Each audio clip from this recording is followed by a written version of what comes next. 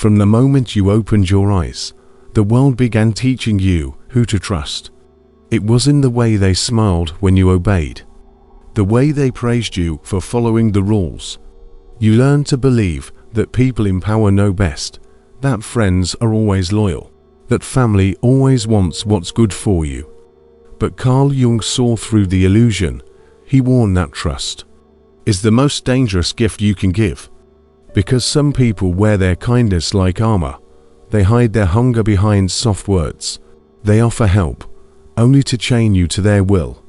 And the cruelest part, the ones who can hurt you most are the ones you never suspect. They are close enough to see your fears, close enough to shape your thoughts, close enough to convince you that their truth is the only truth. Today, we strip away the disguise. These are the 6 types of people Jung believed you should never trust. And the first one might already be in your life. They nod when you speak. They agree with every word.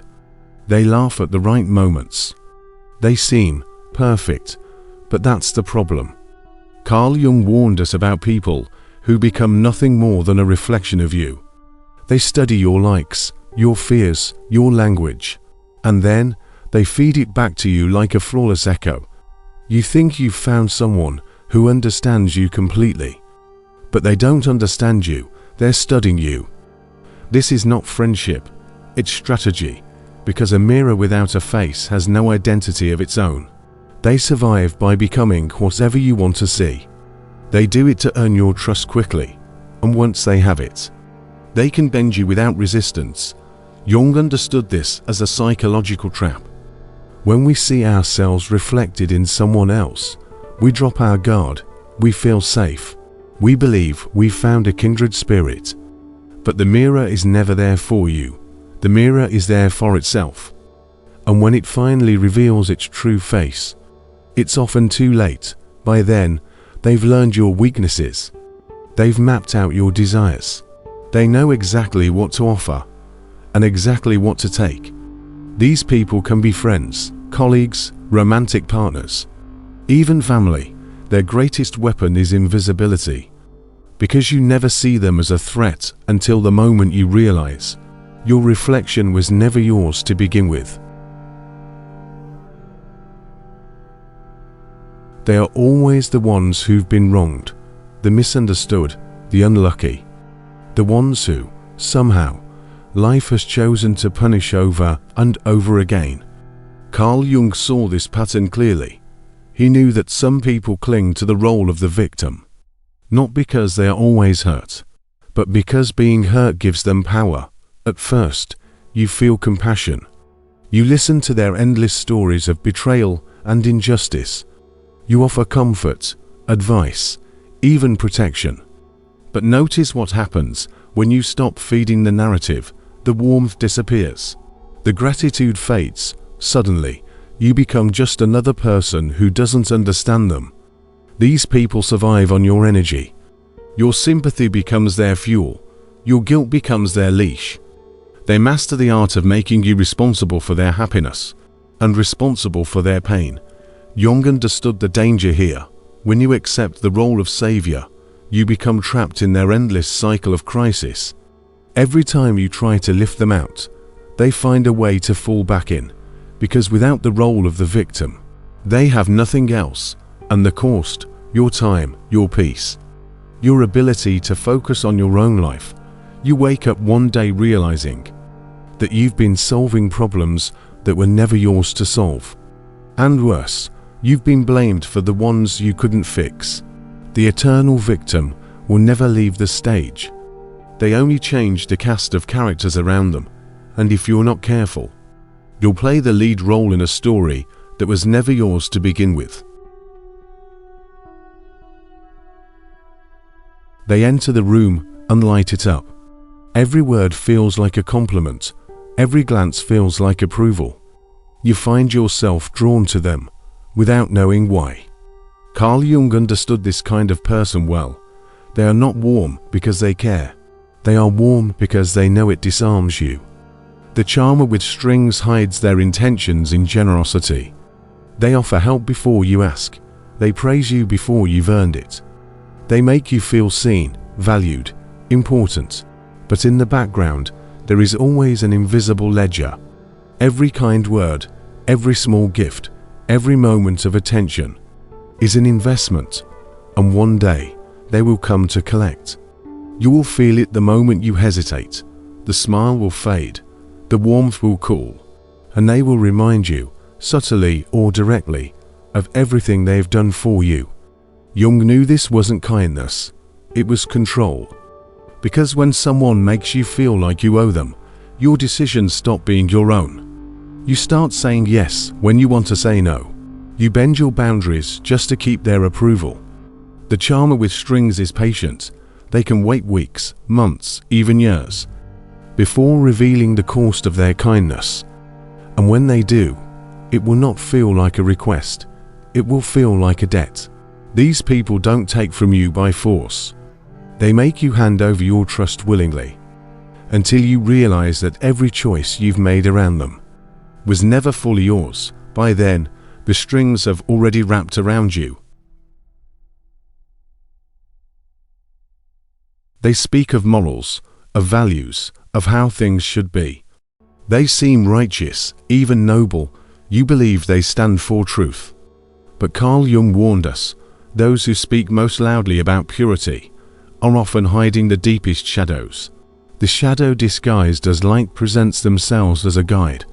They correct others, judge quietly, and claim to want the best for everyone. But watch closely. Their rules apply only when they are convenient. The moment no one is looking, the mask slips. These people survive by standing on higher ground, even if they have to build it out of lies. They condemn in others what they secretly allow in themselves, and they project their darkness onto anyone who threatens to see it. Jung's insight here was brutal. When someone refuses to face their own shadow, they will try to bury it in someone else. They will accuse you of the flaws they cannot admit in themselves. They will make you carry the weight of their unacknowledged truth. At first, you might try to defend yourself. You'll explain. You'll justify. You'll try to prove your innocence, but that's the trap. Because the more you explain, the more you step into the role they've assigned you. The shadow disguised as light will never see you clearly. They can't. To do so would mean seeing themselves. And that's a mirror they will never look into.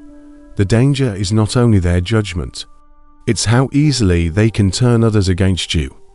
Because righteousness, even when false, is persuasive, and by the time you realize their light was only a mask, you may already be standing alone in the dark. They never confront you directly. They never raise their voice. They never start a fight, but somehow, things always fall apart when they are near. Carl Jung understood this quiet form of destruction. The silent saboteur does not attack head-on. They work in whispers and half-truths. They plant small seeds of doubt in others. They delay just enough to make you miss an opportunity. They forget to pass along crucial information. When confronted, they look confused, hurt, surprised that you would even think such a thing. And that's their genius. Their damage is always subtle enough to be denied. Jung saw this as the work of the unconscious shadow. These people often don't even admit to themselves that they are undermining you. They tell themselves it's harmless, that you're overreacting, that you brought it on yourself, but over time, their pattern becomes clear. Every time you move forward, there is a delay. Every time you gain trust, a rumor spreads. Every time you feel secure, something shifts beneath your feet. The silent saboteur thrives because you hesitate to accuse them. After all, they never do anything obvious. They never leave fingerprints, but that's the danger. Because by the time you realize what's happening, they've already rewritten the story so that you are the problem. Jung would warn you, these people are the erosion, not the earthquake. They will not break you in one blow. They will weigh you down quietly, until one day there is nothing left to stand on. They are rarely the loudest voice in the room. They don't need to be. They move through conversations like shadows, listening, observing, learning. Carl Jung understood their power. True control is never about force, it's about influence. And the puppet master weaves it with precision. They never tell you exactly what to do. Instead, they plant the idea. They ask questions that make you doubt your own judgment.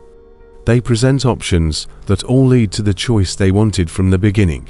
You leave the conversation believing the decision was yours. It wasn't. The puppet master operates through others. They rarely take direct action.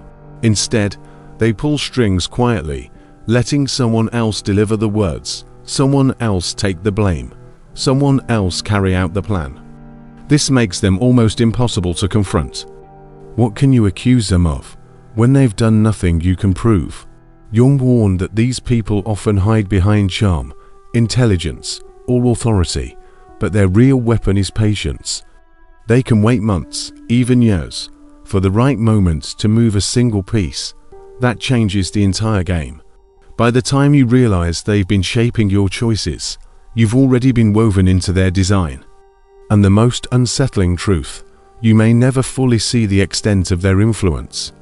Because by then, you might believe the life you're living was the one you wanted all along. Now you've seen them, the mirror without a face, the eternal victim, the charmer with strings, the shadow disguised as light, the silent saboteur. The puppet master, you might think you understand the danger, that you can spot them before they take hold. But here's the part no one warns you about. These people don't always look like this. Sometimes, they hide in plain sight. Sometimes, they wear masks you would never question. Sometimes, they are the ones you trust the most. Carl Jung would tell you, this is where your journey begins. Because the question is not just who should I trust? The question is, who am I when no one is watching? Because the moment you realize how much influence others have had over your life, you start to see your own patterns, your own blind spots, your own shadows, and that's when the real test begins. Not outside, but inside, the question lingers. Are you ready to face the truth about them and about yourself? Because once you do, nothing will ever feel safe again.